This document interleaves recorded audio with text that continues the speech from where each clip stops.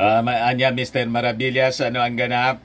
Ang ganap po, mga kababayan, absent si Inday sa departure ng ating Pangulong Bongbong Marcos papuntang Japan.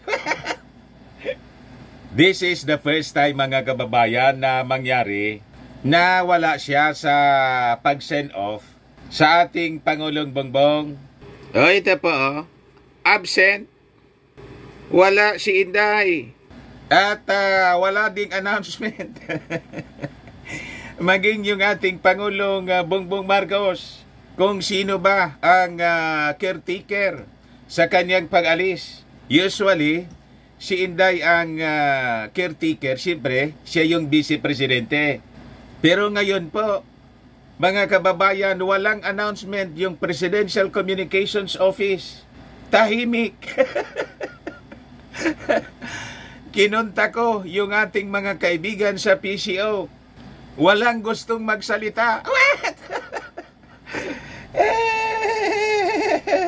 Kakaiba ang mga pangyayari, mga kababayan. Maging sa press release niya.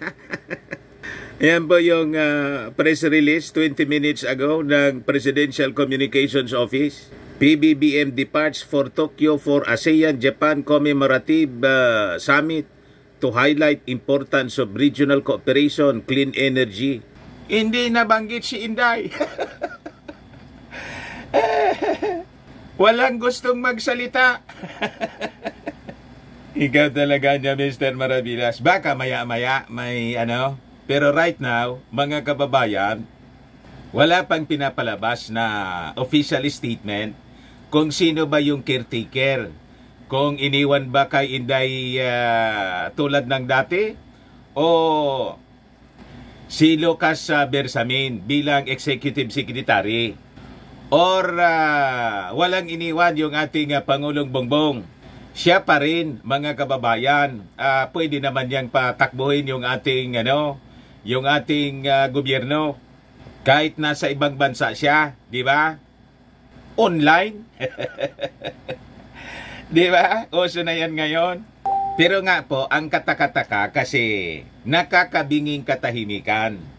Wala na sinasabi as of press time.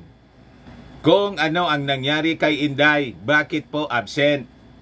Yung iba, may mga haka-aka, baka niya may importanting meetings. Or may sakit si Inday. Yan ang mga nababasa natin, mga reactions po sa social media. Pero kung halimbawa may meeting si Inday, alangan man mas importante yung meeting niya kaysa sa pagpunta doon sa pag-send off sa ating Pangulong Bongbong Marcos na yun naman yung dati niyang ginagawa. Di ba pa?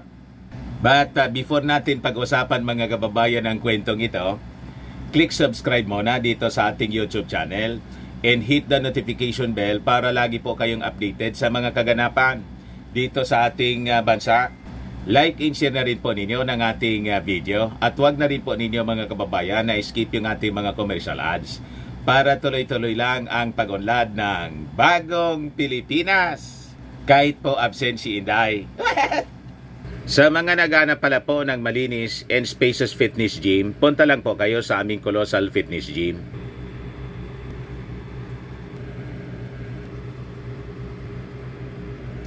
We also offer grab car rental with our brand new 2023 model ng Toyota Innova. We also accept booking for those who are planning to travel via PAL, Cebu Pacific, and other airline companies, local and international, and bills payment for Meralco bills, PLDT, etc. Ang Colossal Fitness Gym is located at 3rd floor Security Bank Building, Lanco Business Park, Legazpi City, Albay.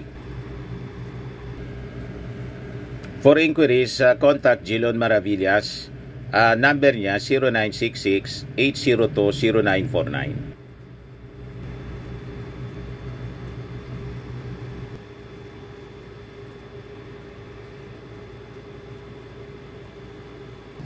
Ayos pa. Ayos na niya, Mr. Maravillas. Tinyang ninyo ito, mga kababayan. Wala dyan si Inday.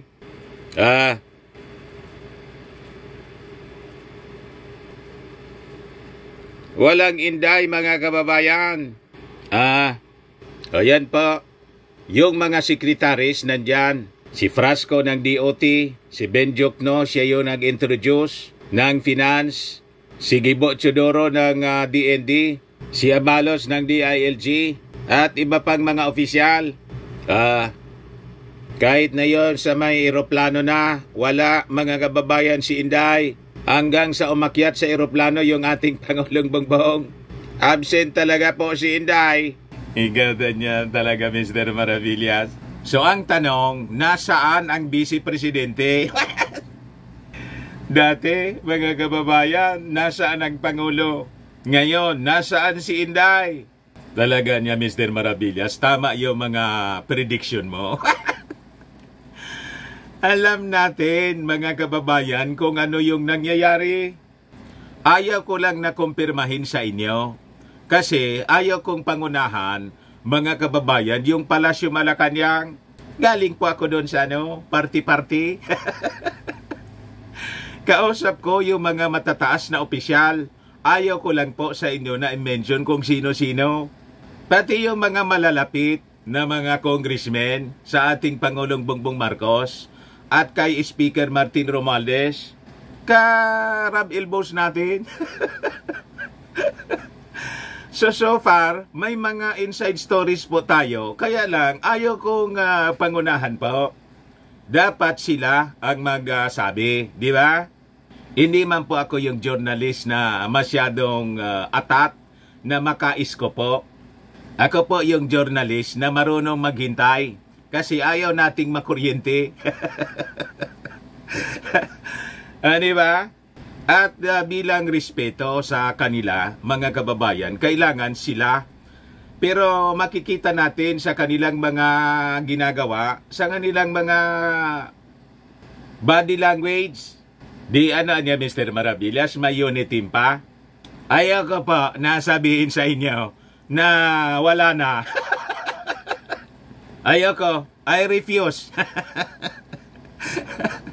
Hindi ko po sa inyo sasabihin na nawasak na po yung unit team. At sabi ko nga po sa inyo, kung mangyayari na mawasak yung unit team, wala po sa ating Pangulong Bongbong Marcos, sa kampo niya. Wala sa kanya yung kasalanan. Alam naman ninyo kung sino yung laging nagtatantrums. At kung ano-ano yung mga pinagagawa. Di ba? Alaman ninyo kung sino. So kung mawasak po yung unit team, sila yung may kasalanan. Tama pa, mga kababayan? Yung ating Pangulong Bongbong Marcos, nagbiro pa nga kay Speaker Martin Romualdez. Pakinggan natin yung sinabi ng ating Pangulo kay Martin.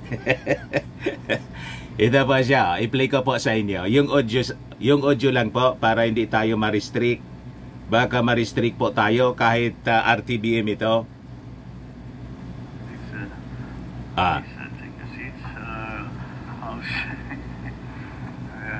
He's the only person we see on television anymore, Speaker Martin Romualdez. Ayan. Your life is not exciting enough. You have to find other pursuits to keep you occupied. Diba? Members of the cabinet who are here now, Pasay Lone District Representative Antonino Calixto, and of course Pasay City Mayor, Mayor Imelda Calixto Rubiano, the AFP Chief of Staff, General Romy Browner, PNP Chief, General Benji Acorda, Philippine Coast Guard Commandant, Admiral Artemio Abu, and of course, First Lady Lisa Araneta Marcos. I have to make sure to get that right. My fellow workers in government, good afternoon. I embarked today to Tokyo to attend the commemorative summit celebrating the 50th year of ASEAN-Japan friendship and cooperation at the invitation of Prime Minister Kishida Fumio. This last ASEAN-related summit for the year presents an opportunity to once again affirm the Philippines' position on current international issues, and advance Philippine interests. It is also an opportunity to welcome the conferment of comprehensive partner status to Japan, ASEAN's trusted and reliable partner in peace, economic development, and community building for the past 50 years or so. The commemorative summit will feature 3 sessions, each with a particular focus within the ASEAN-Japan framework. The first session will take stock of Japan's contribution to ASEAN's community building efforts, as well as Japan's consistent support for ASEAN centrality and the rules-based international order. The second session will feature heart-to-heart partnership across generations. We will recognize Japan's commitment and steadfast initiatives in promoting friendship and camaraderie amongst the peoples of ASEAN and Japan, to include the Japan East Asia Network of Exchange for Students and Youth program.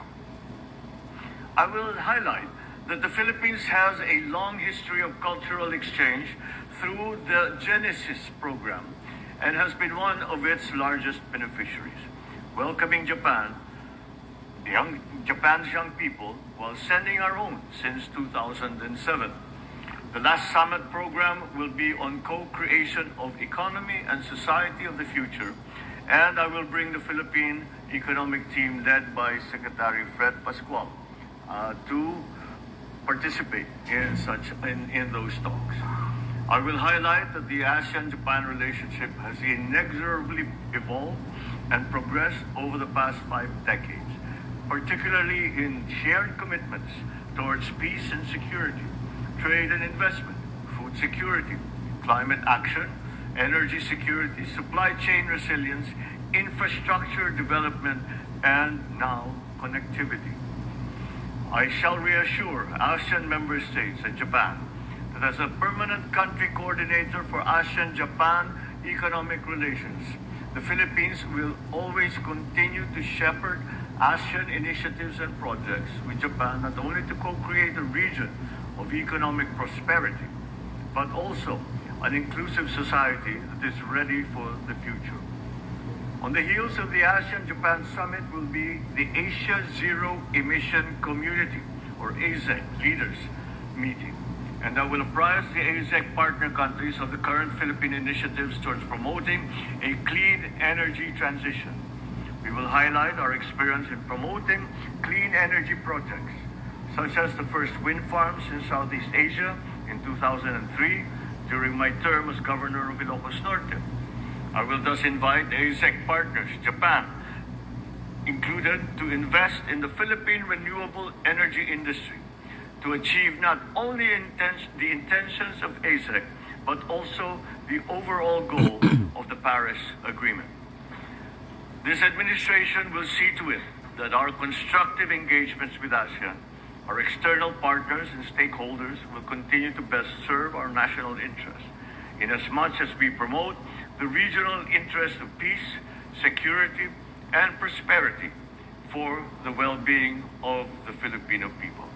Maraming salamat sa inyo lahat. Magandang hapon sa inyo at Merry Christmas and a Happy New Year.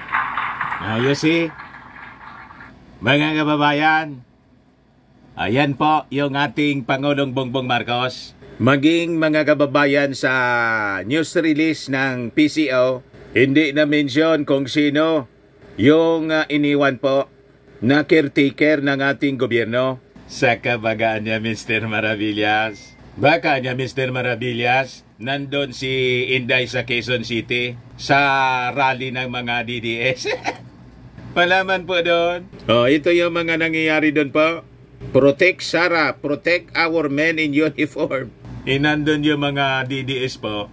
Kasi yung hearing yata yon sa kaso ni Maudigs, nagtipon-tipon sila doon. Kukunti man lang yung dumalo. Di ba? But anyway, mga kababayan, subaybayan na lang natin kung ano yung magiging official na statement ng Presidential Communications Office. Kasi po, as of press time, wala pa pong pinalalabas kung sino yung caretaker. Kung si Inday pa rin or si Executive Secretary Lucas Bersamin or walang iniwan po. Yung ating Pangulo pa rin po, mga kababayan, kahit nasa labas siya ng ating bansa, nasa official visit siya sa Japan. Pero ito mga kababayan ay malinaw na mga pangitain. Tama pa? Yan lang muna po mga kababayan. Baka lang gusto ninyo po itong itry. Firmax, Firming and Lifting Cream. Pinapahid po sa mga pulses in affected area. Mainam po sa paninigas ng mga kaso-kasuan. Ito naman po, Automax Radiant Serum. Sa mukha naman yung application. Anti-aging po siya. You will look 10 years younger than your age. Sa mga cancer patients naman, baka lang gusto ninyo po itong itry. Ningxia Red Mix Fruit Drink. Hindi man po siya gamot, food supplement siya. Kaya lang, gawa siya mga kababayan sa goji berry. Yung goji berry may anti-cancer properties. Ayos pa, yung mga inquiries ninyo, dumiretso na lang kayo sa aming messenger sa Facebook para masagot namin agad. Ako po si Dante Maravillas. Bye-bye. God bless.